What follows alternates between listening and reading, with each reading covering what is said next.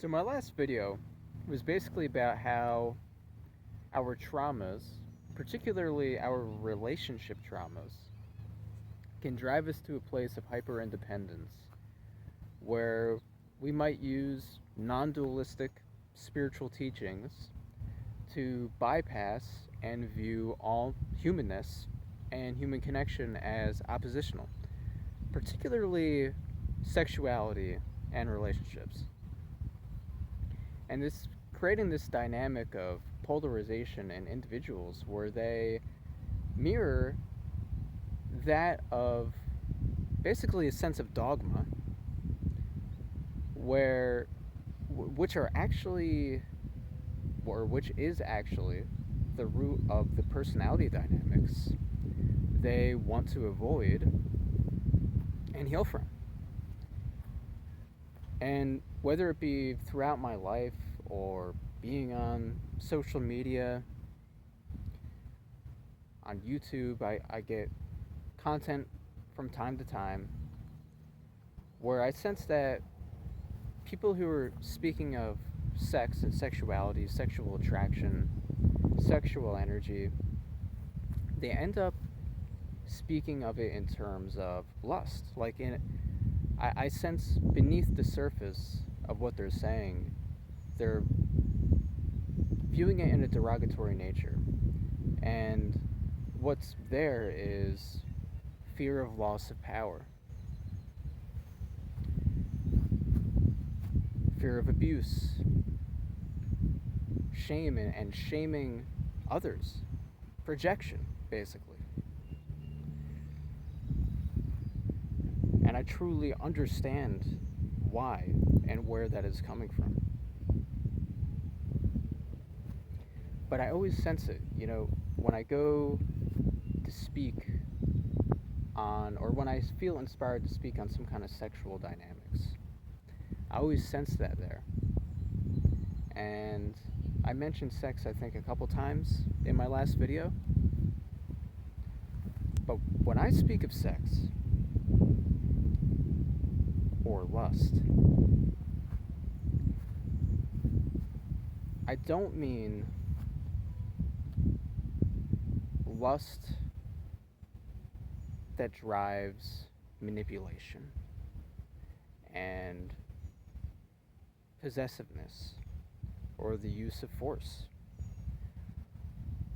I don't mean the greed of lust.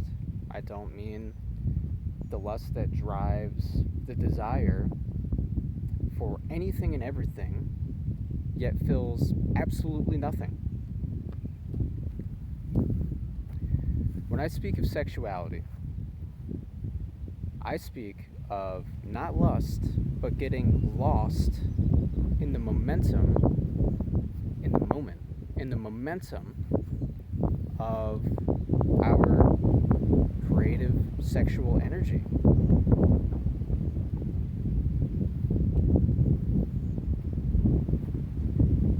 Getting lost in the attraction of magnetism, not the magnetism of attraction. At some point, we learn that true attraction, true connection, is shared resonance. We can feel aspects of ourselves in another, like two planetary bodies coming into orbit. We have energy bodies, and those are various forms of alignment that we can share with another. And when we're truly present with this magnetism, it can reveal to us all of the mystical, non-local aspects of consciousness. It'll expand your intuition unlike anything else. It'll expand your sense of, or your depth of feeling and empathy, emotiveness, expression, creativity, and discernment.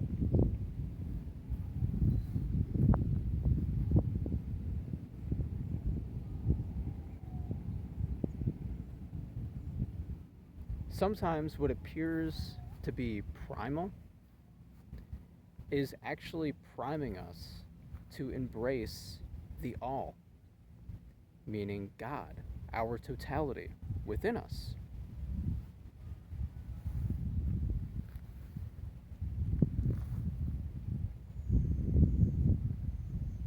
And this applies even for that darker element of lust, or that kind of lustful person, the greed of lust, the manipulation, the possessiveness, the vampirism. Of course, they'll have a longer way to go on that road of transformation, but the right connection will absolutely transform you unlike anything else. It'll teach you what love feels like within yourself. It'll teach you that love is taking on aspects of another and coming back to aspects of ourselves through the relationship with another. That this other person holds aspects of yourself that you had suppressed or didn't even know you were missing because of that suppression.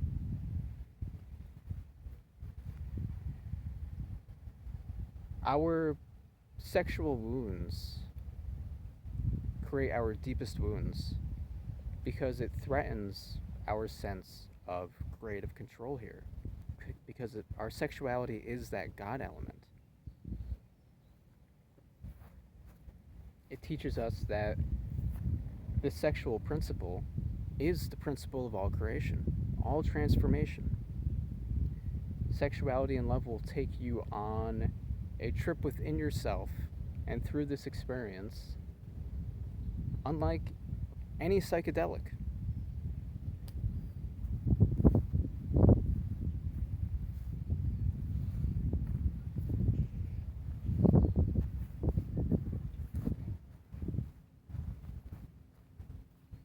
But to truly embody that divinity, we have to move past the identification with the hurt and the disappointment and that negative outcome that occurred. You're taking on the hurt as a core aspect of your being when that true core spirit is of love.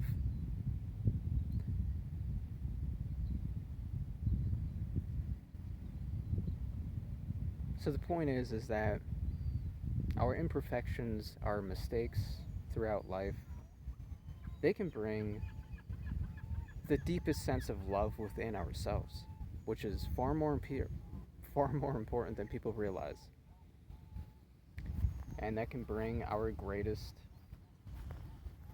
truest sense of self-realization.